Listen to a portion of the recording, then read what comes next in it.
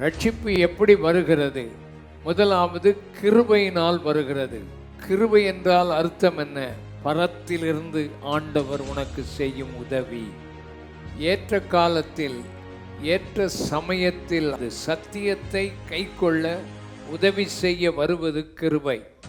இரக்கத்தை பெறவும் ஏற்ற காலத்தில் சகாயம் செய்யும் கிருபை அடையவும் கிருபாசன தண்டையில் வந்து கிருபையை பெற்றுக்கொள்ள வேண்டும். தாழ்மை உள்ளவர்களுக்கு தேவன் கிருபை அளிக்கிறார். ரட்சிப்பு தேவனுடைய கிருபை உதவி, அவருடைய உதவியினால் உனக்கு கிடைப்பது.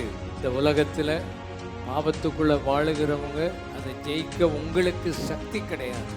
எத்தியோப்பியன் தன் தோலையும் சிவிங்கி தன் புள்ளியையும் மாற்றக்கூடுமானால் தீமை செய்ய பழகின நீங்களும் நன்மை செய்யக்கூடும். எத்தியோப்பியனுடைய தோல் கருப்பு, இந்த தோலை அவனாலே மாற்ற முடியாது.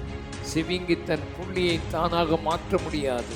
அதே போல நீனே உன் முயற்சியினால் ரட்சிக்கப்பட முடியாது. தேவனுடைய உதவி உனக்கு தேவை. கிருபை.